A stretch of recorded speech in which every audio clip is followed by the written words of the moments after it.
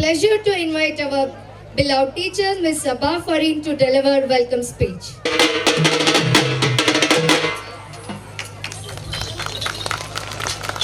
ಶಾಲೆ ಕಾರ್ಯಕ್ರಮ ಎಲ್ಲರೂ ವೇಟ್ ಮಾಡ್ತಾ ಇದ್ದಾರೆ ಅಂತ ಸೀನಣ್ಣ ಅವರು ಮಾತಾಡಿದ್ದಾರೆ ಎಲ್ಲದು ಶಾಲೆ ಬಗ್ಗೆ. I wish you very grand success for Podar prep, Podar junior ಆಗಲಿ, ಪೋದಾರ್ ಲರ್ನಿಂಗ್ ಆಗಲಿ ಅಂತ ಹೇಳ್ತಾ ನಾನು ಮಾತು ಮುಗಿಸ್ತೀನಿ. Thank you so much. Dignitaries on the dais and of the dais, and my dear parents and cute childrens, and all the management of Podar Prep, and all the my dear teachers and media and all the members.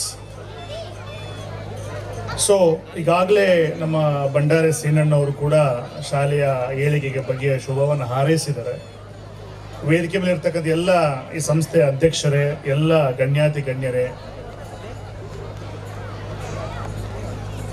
ಆರಂಭದಿಂದಲೂ ಕೂಡ ಮಕ್ಕಳನ್ನು ನೋಡಿದಾಗ, ಸುಮಾರು 5:15 ನಾನು reach ಆದಾಗ ಬೆಂಗಳೂರಿಂದ ಇಲ್ಲಿಗೆ, ಆ ಮಕ್ಕಳಲ್ಲಿರ್ತಕ್ಕಂಥ ಆನಂದ, ಮಕ್ಕಳಕ್ಕಿಂತ ಹೆಚ್ಚಾಗಿ ಪೋಷಕರಲ್ಲಿರ್ತಕ್ಕಂಥ ಆ ಒಂದು ಹುಮ್ಮಸ್ ಇದೆಯಲ್ಲ, ಆ ಹುಮ್ಮಸ್ಸನ್ನು ನೋಡಲಿಕ್ಕೆ ನಿಜಕ್ಕೂ ಕೂಡ ಅದನ್ನು ಮರೆಯಲಾಗಿರ್ತಕ್ಕಂಥ ಒಂದು ಸನ್ನಿವೇಶ. ನಾನು ಒಬ್ಬ ಪೋಷಕನಾಗಿ, ಶಿಕ್ಷಕನಾಗಿ, ಉಪನ್ಯಾಸಕನಾಗಿ, ಸಂಶೋಧಕನಾಗಿ ಬೇರೆ ಬೇರೆ ಏನೋ ವಿಭಿನ್ನವಾಗಿರ್ತಕ್ಕಂಥ ಕ್ಷೇತ್ರಗಳನ್ನು ಅಲಂಕರಿಸ್ಕೊಂಡಿದ್ದೀವಿ. ಅದು ಏನೇ ಆಗಿದ್ರೂ ಕೂಡ ಏನು ಈ ವಾರ್ಷಿಕ ಸಮಾರಂಭದಲ್ಲಿರ್ತಕ್ಕಂಥ ಮಕ್ಕಳ ಆ ಒಂದು ಚಟುವಟಿಕೆಗಳನ್ನು ನೋಡೋದು ಕೂಡ ಒಂದು ಭಾಗ್ಯ ಅಂತಕ್ಕಂಥದ್ದನ್ನು ನಾನೊಂದು ಕೂಡ ಭಾವಿಸ್ತೇನೆ. ಬಂಧುಗಳೇ, ನಾನು ಹೆಚ್ಚಿನ ಸಮಯ ತೆಗೆದುಕೊಳ್ಳೋದಿಲ್ಲ. ಒಂದೇ ಒಂದು ಸಣ್ಣ ಕಥೆಯನ್ನು ಹೇಳಿ ನಾನು ನನ್ನ ಮಾತುಗಳಿಗೆ ವಿದಾಯವನ್ನು ಹೇಳ್ತೇನೆ. ಹೀಗೆ ಇಂಗ್ಲೆಂಡ್ನ ಅಧ್ಯಕ್ಷ ಮತ್ತು ಇನ್ನಿತರ ಎಲ್ಲ ಚಿಂತಕರು ಮತ್ತು ಗಣ್ಯಾತಿ ಗಣ್ಯರು ಒಂದು ಚಿತ್ರಪಟ ಕಾರ್ಯಕ್ರಮದಲ್ಲಿ ಎಲ್ಲರೂ ಕೂಡ ಸೇರ್ಕೊಂಡಿರ್ತಾರೆ. ಅಲ್ಲಿ ವಿಭಿನ್ನವಾಗಿರ್ತಕ್ಕಂಥ ಚಿತ್ರಗಳ ರಚನೆಕಾರರು ಚಿತ್ರಗಳನ್ನು ಬಿಡಿಸಿ ಆ ಗೋಡೆ ಮೇಲೆ ಪ್ರದರ್ಶನಕ್ಕೆ ಇಟ್ಟಿರ್ತಾರೆ. ಅಲ್ಲಿ ಏನು ಸಾಕ್ರಟಿಸ್ ಅಂತಕ್ಕಂಥ ಒಬ್ಬ ತತ್ವಜ್ಞಾನಿ ಇರ್ತಾನೆ, ಆತನಿಗೆ ವಿಷ ಪ್ರಾಶಾನವನ್ನ ಕೊಟ್ಟು ಸಾಯ್ತಿರ್ತಕ್ಕಂಥ ಒಂದು ಚಿತ್ರವನ್ನ ಬೆಂಜಮಿನ್ ವೆಸ್ಟ್ ಅಂತಕ್ಕಂಥ ಒಬ್ಬ ಚಿತ್ರಕಾರ ರಚಿಸಿರ್ತಾನೆ. ಒಂದು ಸುಂದರವಾಗಿರ್ತಕ್ಕಂಥ ಚಿತ್ರ ಅಲ್ಲಿ ಮೂಡಿ ಬಂದಿರುತ್ತೆ. ಅಲ್ಲಿರ್ತಕ್ಕಂಥ ಇಂಗ್ಲೆಂಡಿನ ರಾಜ ಮತ್ತು ಎಲ್ಲರೂ ಕೂಡ ಕೇಳ್ತಾರೆ, ಈ ಅದ್ಭುತವಾಗಿರ್ತಕ್ಕಂಥ ಚಿತ್ರವನ್ನು ಬಿಡಿಸಿದವರು ಯಾರು? ಆ ಬೆಂಜಮಿನ್ ವೆಸ್ಟ್. ಆ ಬೆಂಜಮಿನ್ ವೆಸ್ಟ್ ಅಂತಕ್ಕಂಥ ಒಬ್ಬ ತತ್ವಜ್ಞಾನಿ ಯಾವುದೇ ಕಲಾಕ್ಷೇತ್ರದಲ್ಲಿ ಅಥವಾ ತನ್ನದೇ ಆಗಿರ್ತಕ್ಕಂಥ ಚಿತ್ರ ರಚಿಸುವಲ್ಲಿ ಯಾವುದೇ ತರಬೇತಿಯನ್ನು ಪಡ್ಕೊಂಡಿರೋದಿಲ್ಲ. ಅವ್ರನ್ನ ಕೇಳಿದಾಗ ಬೆಂಜಮಿನ್ ವೆಸ್ಟ್ ಅವರೇ, ಹೇಗೆ ಇದು ನಿಮಗೆ ಸಾಧ್ಯ ಆಯಿತು ಅಂತ ಕೇಳಿದಾಗ ಅವ್ರು ಹೇಳ್ತಾರೆ, ಅದು ಸಾಧ್ಯ ಆಗಿದ್ದು ನನ್ನ ತಾಯಿ ಕೊಟ್ಟಂತ ಒಂದು ಮುತ್ತು. ತಾಯಿ ಆ ಬೆಂಜಮಿನ್ ವೆಸ್ಟ್ ಅಂತಕ್ಕಂಥ ಆ ಒಂದು ಅದ್ಭುತವಾಗಿರ್ತಕ್ಕಂಥ ಪ್ರತಿಭೆ, ಆತ ಮಗುವಾಗಿರ್ತಕ್ಕಂಥ ಸಂದರ್ಭದಲ್ಲಿ ತಾಯಿ ತನಗೆ ಕೊಟ್ಟಿರ್ತಕ್ಕಂಥ ಮುತ್ತೆ ಪ್ರೇರಣೆ ನಾನು ಚಿತ್ರಕಲನಾಗ್ಲಿಕ್ಕೆ ಅಂತಕ್ಕಂಥ ಮಾತನ್ನ ಹೇಳ್ತೇನೆ. ಆಕೆ ತಾಯಿ ಇಂಗ್ಲೆಂಡಿನಲ್ಲಿರ್ತಕ್ಕಂಥ ಒಬ್ಬ ಮನೆ ಕೆಲಸ ಮಾಡುವಂತ ವೃತ್ತಿಯನ್ನು ಮಾಡ್ತಿರ್ತಕ್ಕಂಥ ತಾಯಿಯಾಗಿರ್ತಾರೆ. ಆ ತಾಯಿಗೆ 2 ಮಕ್ಕಳು, ಒಬ್ರು ಬೆಂಜಮಿನ್ ವೆಸ್ಟ್ ಮತ್ತು ಆಕೆಯ ತಂಗಿ. ತಾಯಿ ಮನೆ ಕೆಲಸವನ್ನ ಮಾಡಿಕೊಂಡು ಹೀಗೆ ಬರಬೇಕಾದ್ರೆ ಆ ಮನೆ ಕೆಲಸ ಮಾಡುವಂತ ಆ ಒಂದು ಮನೆ ಆಕೆ ಹೇಳ್ತಾರೆ, ಸೊ ಕೆಲವು ಬಣ್ಣಗಳು ಬೇಕು ನನಗೆ, ಕೆಲಸವನ್ನು ಮುಗಿಸ್ಕೊಂಡು ನೀನು ಮನೆಗೆ ಹಿಂದಿರುವಾಗ, ಅಂದ್ರೆ ಮಾರನೇ ದಿನ ಮನೆಗೆ ಹಿಂದಿರುಗುವಾಗ ಬಣ್ಣಗಳನ್ನ ತಗೋಬಾ, ಕೆಂಪು ಬಣ್ಣ, ಕಪ್ಪು ಬಣ್ಣ ಅಥವಾ ಇನ್ನಿತರ ಬಣ್ಣಗಳು ತಗೋಬಾ ಅಂತ ಹೇಳ್ತಾರೆ. ಆ ತಾಯಿ ಆ ಎಲ್ಲ ಬಣ್ಣಗಳನ್ನ ಖರೀದಿ ಮಾಡಿ ತನ್ನ ಮನೆಯಲ್ಲಿ ಇಟ್ಟುಬಿಟ್ಟು ಮರೆತು ಬಿಟ್ಟು ಕೆಲಸಕ್ಕೆ ಹೋಗಿರ್ತಾರೆ. ಪುನಃ ಕೆಲಸವನ್ನು ಮುಗಿಸ್ಕೊಂಡು ಮನೆಗೆ ಬರೋಷ್ಟೊತ್ತಿಗೆ ಅಲ್ಲಿರ್ತಕ್ಕಂಥ ಎಲ್ಲ ಬಣ್ಣದ ಶೀರ್ಷಗಳೆಲ್ಲ ಕೂಡ ಚಿತ್ರವಾಗಿ ಗೋಡೆ ಮೇಲೆ ವಿಚಿತ್ರವಾಗಿ ಹಾಡ್ಕೊಂಡಿರ್ತಕ್ಕಂಥದ್ದು ಕಂಡು ಬರುತ್ತೆ. ತಾಯಿ ಗಾಬರಿಯಿಂದ ಓಡಿ ಬರ್ತಾಳೆ, ಏನಾಯ್ತು? ಯಾಕಂದ್ರೆ ಮನೆಯಲ್ಲಿ ಕೇವಲ ಮಕ್ಕಳು ಮಾಡ್ತಾ ಇರ್ತಾರೆ, ಮಕ್ಕಳಿಗೆ ಏನಾದ್ರು ಸಮಸ್ಯೆ ಆಯ್ತಾ ಅಥವಾ ಏನಾದ್ರು ಆಯ್ತಾ ಅಂತಕ್ಕಂಥ ಒಂದು ನೋವಿನಿಂದ ತಾಯಿ ಬಂದಾಗ ಆ ಬೆಂಜಮಿನ್ ವೆಸ್ಟ್ ಅಂತಕ್ಕಂಥ ಆ ಮಗು ಏನಿರ್ತಾನೆ ಆ ಎಲ್ಲ ಬಣ್ಣಗಳನ್ನ ಬಳಸ್ಕೊಂಡು ತನ್ನ ತಂಗಿಯ ಚಿತ್ರವನ್ನ ನೀಟಾಗಿ ಗೋಡೆ ಮೇಲೆ ಬರೆದಿರ್ತಾನೆ. ಆ ಬರೆದಂತ ಸಂದರ್ಭದಲ್ಲಿ ನಾವು ಪೋಷಕರಾಗಿದ್ರೆ ಏನ್ ಮನೆಯೆಲ್ಲ ಗಲೀಜ್ ಮಾಡಿದ ಬಂದು ಗದರಿಸ್ತಿದ್ವಿ ನಾವು. ಆದ್ರೆ ಆ ತಾಯಿ ಆ ಮಗುವನ್ನ ನೋಡಿ, ಆ ಮಗುವನ್ನ ಕಣ್ತುಂಬ ನೋಡಿ ಹತ್ರ ಕರೆದು ಬಿಗಿದಪ್ಕೊಂಡು ಒಂದು ಮುತ್ತನ್ನ ಕೊಡುತ್ತೆ. ಎಷ್ಟು ಚಂದಾಗಿ ಬರೆದಿದ್ಯಾ ನನ್ನ ಮಗಳದು ಚಿತ್ರವನ್ನ, ಎಷ್ಟು ಮುದ್ದವಾಗಿ ಬರೆದಿದ್ಯಾ ನಿನ್ನ ತಂಗಿಯ ಚಿತ್ರವನ್ನ ಅಂತಕ್ಕಂಥ ಒಂದು ಆನಂದದ ಅಪ್ಪುಗೆಯನ್ನ, ಒಂದು ಆನಂದದ ಮುತ್ತನ್ನ ಕೊಟ್ಟಂತ ಸಂದರ್ಭದಲ್ಲಿ ಅಲ್ಲಿ ಒಬ್ಬ ಚಿತ್ರಕಾರ ಹುಟ್ಕೊಳ್ತಾನೆ, ಅವನೇ ಬೆಂಜಮಿನ್ ವೆಸ್ಟ್. ಸೊ ನನ್ನ ಇಲ್ಲಿ ಸಂದೇಶ ಏನಪ್ಪಾ ಅಂತ ಹೇಳಿದ್ರೆ, ಎಲ್ಲ ಪೋಷಕರಿಗೆ ಮಕ್ಕಳನ್ನ ಕೇವಲ ದಂಡಿಸೋದಲ್ಲ, ಮಕ್ಕಳನ್ನ ಕೇವಲ ಗದರಿಸೋದಲ್ಲ, ಪ್ರತಿಯೊಬ್ಬ ಮಗುವಿನಲ್ಲಿಯೂ ಕೂಡ ತನ್ನದೇ ಆದ ಕೌಶಲ್ಯ ಇರ್ತದೆ. ಹುಟ್ಟಿರ್ತಕ್ಕಂಥ ಪ್ರತಿಯೊಬ್ಬ ಜೀವಿಯೂ ಕೂಡ ತನ್ನದೇ ಆಗಿರ್ತಕ್ಕಂಥ ಜ್ಞಾನವನ್ನ, ಕೌಶಲ್ಯವನ್ನ ಹೊಂದಿಕೊಂಡು ಹುಟ್ಟಿರುತ್ತೆ. ಹಾಗಾಗಿ ಆ ಒಂದು ಕೌಶಲ್ಯವನ್ನ ಹೆಕ್ತಕ್ಕಂಥ, ಆ ಕೌಶಲ್ಯವನ್ನ ಹುಡುಕ್ತಕ್ಕಂಥ ಪಾತ್ರ ಪ್ರಮುಖವಾಗಿ ಬೇಕಾಗಿರ್ತಕ್ಕಂಥದ್ದು ಪೋಷಕರಿಗೆ, ಆನಂತರ ಅದು ಶಿಕ್ಷಕರಿಗೆ ಬರ್ತದೆ. ಸೊ ಹಾಗಾಗಿ ಮಕ್ಕಳೇ ಮತ್ತು ಪೋಷಕರೇ, ನನ್ನ ಸಂದೇಶ ಇಷ್ಟೇ. ಸೊ ಮಗುವಿನ ಬದುಕು, ಮಗುವಿನ ಜೀವನ ಅಂತಕ್ಕಂಥದ್ದು ಶಿಕ್ಷಣದಲ್ಲಿ ಇರ್ತಕ್ಕಂಥದ್ದು. ಆ ಒಂದು ಅಭೂತವಾದಂತಹ ಶಿಕ್ಷಣವನ್ನು ತಮ್ಮ ಮಕ್ಕಳಿಗೆ ಕೊಡಿ. ನಿಜಕ್ಕೂ ಕೂಡ ಈ ಸಮಾಜಕ್ಕೆ ಒಂದು ಕೊಡುಗೆ ಆಗುತ್ತೆ, ನಿಮ್ಮ ಬದುಕಿಗೆ ಒಂದು ಕೊಡುಗೆ ಆಗುತ್ತೆ, ನಿಮ್ಮ ಕುಟುಂಬ ಕೂಡ ಒಂದು ಕೊಡುಗೆ ಆಗುತ್ತೆ ಅಂತ ಮಾತನ್ನ ಹೇಳಿ ನನ್ನ ಮಾತುಗಳು ವಿದಾಯ ಹೇಳ್ತೀನಿ. ಜೈ ಹಿಂದ್, ಜೈ ಕರ್ನಾಟಕ.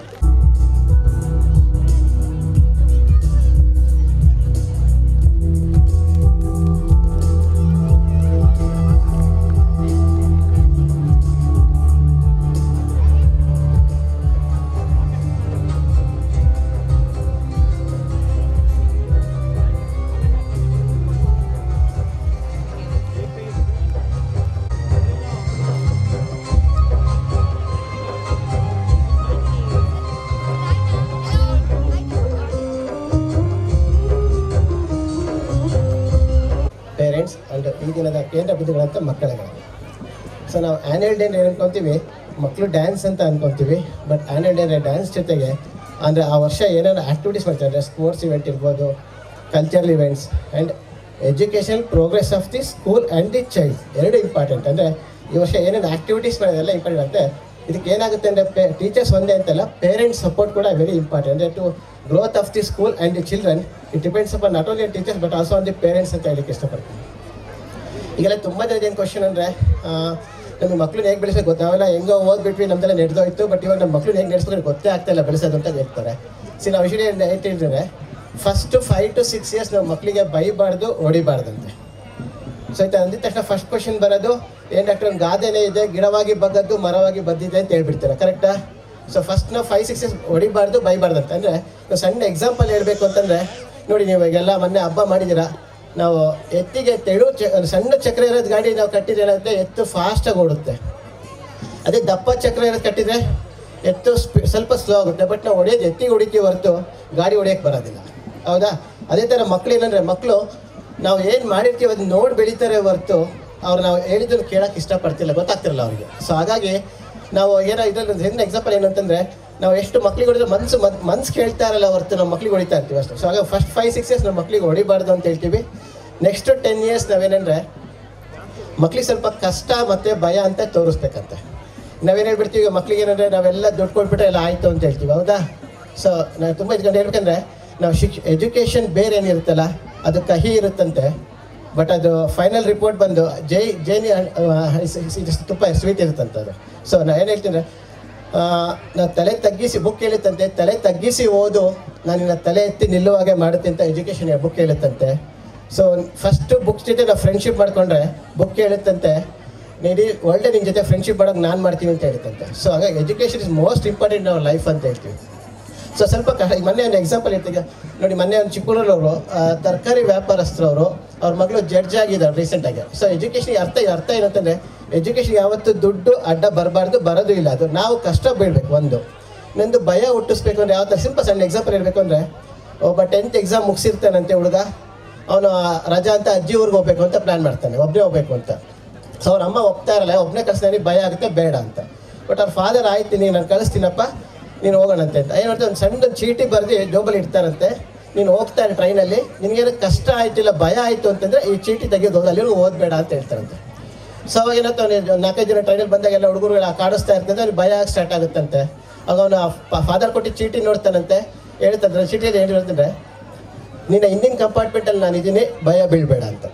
ಅಂದರೆ ಅರ್ಥ, ನಾವು ಯಾವತ್ತೂ ಈಗ ಎಷ್ಟು ವರ್ಷ ಜೊತೆಗೆ ಇಟ್ಕೊಂಡು ಹೋಗೋಕ್ಕಾಗಲ್ಲ, ಹಿಂಗಡೆಯಿಂದ ಪುಷ್ ಮಾಡ್ತಿರ್ಬೇಕು. ಆ ಏಜಲ್ಲಿ 10 to 16 years ತನಕ ಮಕ್ಕಳು ಹಿಂಗಡೆಯಿಂದ ಪುಷ್ ಮಾಡ್ತಾ ಇರಬೇಕು, ಅವ್ರಿಗೆ ಬೆಳಗ್ಗೆ ನಾವು ಕಷ್ಟ ತೋರಿಸ್ತಾ ಇರಬೇಕು. So next is most important ಬಂದು ನೆಕ್ಸ್ಟ್ ಸ್ವಲ್ಪ ಲೇಟ್ ಅಡಲ್ಟ್ ಅಂತ ಹೇಳ್ತೀವಿ. ಅಂದರೆ ಒಂದು 60 ಡಿಗ್ರಿ ಬಂದಮೇಲೆ ನಾವು ಯಾವ ಥರ ಬೆಳೆಸಬೇಕು. ಈಗ ತುಂಬ ಜನ ಕ್ವಶನ್ ಏನಂತಂದರೆ, ಪೇರೆಂಟ್ಸ್ಗಳು ನಾವು ಮಕ್ಕಳು ನಾವೇ ಬೆಳೆಸ್ತಾ ಇರಬೇಕು ಅಂತ ಹೇಳ್ತಾರೆ. ಬಟ್ ಡಿಗ್ರಿ ಬಂದಿರೋ ಹೇಳ್ತಾರೆ, ನಾವು ಆಲ್ರೆಡಿ ಮೆಚ್ಯೂರ್ಡ್ ಮೈಂಡ್ ಇದ್ದೀವಿ, ನಮಗೆ ಪೇರೆಂಟ್ಸ್ ಸಪೋರ್ಟ್ ಬೇಡ ಅಂತ ಹೇಳ್ತಾರೆ. ಕರೆಕ್ಟ್, ತುಂಬ ಜನಕ್ಕೆ ಅನುಭವ ಆಗಿರುತ್ತಿದ್ದಲ್ಲ. ಈಗ ಪೇರೆಂಟ್ಸ್ ಸಪೋರ್ಟ್ ಬೇಕಾ ಬೇಡ? ಏನಾಗುತ್ತೆ, ನಾವು 10th PUC ತನಕ ಏನಾಗುತ್ತೆ, ನಾವು ಒಂದೇ ಊರಲ್ಲಿ ಓದ್ತಾ ಇರ್ತೀವಿ, ಒಂದೇ ಫ್ರೆಂಡ್ಸ್ ಇರ್ತಾರೆ, ಒಂದೇ ಸ್ಕೂಲ್ ಇರುತ್ತೆ, ನಡೆದೋಗ್ತಾ ಇರುತ್ತೆ. ಬಟ್ ಒಂದ್ಸಲ ನಾವು ಡಿಗ್ರಿಗೆ ಬಂದಮೇಲೆ ಏನಾಗುತ್ತೆ, ಅಲ್ಲಿ ಬೇರೆ ಬೇರೆ ಸ್ಟೇಟ್ಸ್ ಎಲ್ಲ ಇದಕ್ಕೆ ತಮಿಳ್ನಾಡು, ಆಂಧ್ರ, ಬಳಿ ಎಲ್ಲ ಸ್ಟೇಟ್ಸ್ ಸ್ಟೂಡೆಂಟ್ಸ್ ಮಿಂಗಲ್ ಆಗ್ತಾ ಇರ್ತಾರೆ, ಎಲ್ಲ ಥರದ್ದು ಲ್ಯಾಂಗ್ವೇಜ್ ಬರ್ತಾ ಇರುತ್ತೆ, ಎಜುಕೇಷನ್ ಸ್ವಲ್ಪ ಟಫ್ ಆಗ್ತಾ ಇರುತ್ತೆ. ಅವಾಗ ಏನಾಗುತ್ತೆ, ನಾವು ಹೊರಗೆ ಹೋದಾಗ ಒಬ್ಬರು ಕಲ್ಚರ್ ಚೇಂಜಸ್ ಆದಾಗ ಏನೇನೋ ಹ್ಯಾಬಿಟ್ ಸ್ಟಾರ್ಟ್ ಆಗ್ತಾ ಹೋಗುತ್ತೆ, ಅವ್ರಿಗೆ ಮಾಡಬೇಕೋ ಬೇಡ ಅಂದರೆ ಸ್ವಲ್ಪ ಕನ್ಫ್ಯೂಷನ್ ಆಗ್ತಾ ಇರ್ತಾರೆ. ಸೊ ಅವಾಗ ಏನಾಗುತ್ತೆ, ಅವರು ಈಗ ನಾನು ಫ್ರೆಂಡ್ಸ್ ಹತ್ರ ಹೇಳ್ಕೊಂಡ್ರೆ ನಮ್ಮ ಫ್ರೆಂಡ್ಸ್ ನನಗೆ ಕಾಡಿಸ್ತಾರೆ ಏನಂತ ಅವ್ರಿಗೆ ಭಯ ಆಗ್ತಾ ಇರುತ್ತೆ, ಅವರೆಲ್ಲರಿಗೂ ಹೇಳ್ಕೊಂಬರ್ತಾರೆ ಅಂತ ಭಯ ಆಗ್ತಾ ಇರುತ್ತೆ. ಇಲ್ಲಿ ನಾವೇನಾಗಬೇಕು, ಪೇರೆಂಟ್ಸ್ ಆ್ಯಸ್ ಎ ಫ್ರೆಂಡಾಗಿ ಸಪೋರ್ಟ್ ಮಾಡಬೇಕಾಗುತ್ತೆ. ಸೊ ಇದನ್ನ ಹೇಳ್ತಾ ನಾನು ಒಂದೆರಡು ಮಾತುಗಳನ್ನ ನಾನು ಮುಗಿಸ್ತೀನಿ. ನಮಸ್ತೆ. ಸೊ ನೀವೆಲ್ಲ ನೋಡ್ತಿರೋ ಹಾಗೆ Podar prep is not only giving the quality education, they are creating memories. Because ಎಷ್ಟೊಂದು ಜನ ನಮ್ಮ ಸ್ಕೂಲ್ ಡೇಸ್, ಸ್ಕೂಲ್ ಲೈಫಲ್ಲಿ ಈ ಥರ ಮೆಮೊರೀಸ್ ಎಲ್ಲ ನಾವು ಮಿಸ್ ಮಾಡ್ಕೊಂಡಿರ್ತೀವಿ. ಸೊ ಈ ಜನ್ರೇಷನಲ್ಲಿ ಮಕ್ಕಳಿಗೆ quality education with knowledge and with creating good stage for not only in the field of education, ಈ ಸ್ಪೋರ್ಟ್ಸ್ ಆ್ಯಕ್ಟಿವಿಟೀಸ್ ಆಗಿರಲಿ. ನೀವು ಅವರ ಆ್ಯನ್ಯುವಲ್ ರಿಪೋರ್ಟಲ್ಲಿ ನೋಡಿದಾಗೆ ಮಕ್ಕಳಿಗೆ ಈ ಜನ್ರೇಷನಲ್ಲಿ ಏನೇನು ಈ ಒಂದು ವರ್ಷದಲ್ಲಿ ಯಾವ ಥರ ಹಬ್ಬಗಳಾಗಿರಲಿ, ಅದು ಆಚರಣೆ ಆಗಿರಲಿ, ನಮ್ಮ ಇಂಡಿಪೆಂಡೆನ್ಸ್ ಡೇ ಆಗಿರ್ಬೋದು, ಇನ್ನೊಂದಾಗಿರ್ಬೋದು. ಸೊ ಅವ್ರಿಗೆಲ್ಲ ಅದೆಲ್ಲ ಹೇಗೆ ಇಂಪಾರ್ಟೆಂಟು ಮತ್ತು ಅದ್ರಲ್ಲಿ ಬರೋ ವ್ಯಕ್ತಿಗಳು ಹೇಗೆ ಇಂಪಾರ್ಟೆಂಟ್ ಅನ್ನೋದನ್ನ ಅವರು ತುಂಬ ಚೆನ್ನಾಗಿ ಅಲ್ಲಿ ಮಕ್ಕಳಿಗೆ ಒಂದು ಡ್ರಾಯಿಂಗ್ ಕೊಟ್ಟರೆ I can easily understand because of the education. So ಇನ್ನೊಬ್ರು ಬೇರೆ ನನ್ನ ಬಿಸ್ನೆಸ್ಸಲ್ಲಿ ಬೇರೆ ಕಾಂಪಿಟೇಟರ್ಸ್ ಆಗಿರಲಿ, ಅವ್ರ ಹತ್ರ ಹೋದಾಗ ಅವರು ಯಾವ ಥರ ಅವ್ರಿಗೆ ಎಜುಕೇಟ್ ಮಾಡ್ತಾರೆ ಒಂದು ಪದಾರ್ಥದ ಬಗ್ಗೆ, ಅದಕ್ಕಿಂತ ಬೆಟರಾಗಿ ನಾನು ಮಾಡ್ಬೋದು because of education. So I request all the parents to give their childrens the best education till they learn. ಅವರ ಚಿಕ್ಕ ವಯಸ್ಸಿನಲ್ಲೇ ಅವ್ರು ಏನು ಮಾಡಬೇಕು ಅಂತ ಇದನ್ನ ಗುರುತಿಸಿ ಅದ್ರ ಬಗ್ಗೆ ಅದ್ರಲ್ಲಿ ಪ್ರೋತ್ಸಾಹ ನೀಡಿದ್ರೆ ಅವ್ರು ತುಂಬ ಎತ್ತರಕ್ಕೆ ಬೆಳೀತಾರೆ ಅಂತ ಹೇಳಿ ನನ್ನ 2 ಮಾತುಗಳನ್ನು ಮುಗಿಸ್ತಾ ಇದ್ದೀನಿ. Thank you. Part 1 program. It is my privilege to vote of thanks. I would like to call Ms. Neha on stage, please.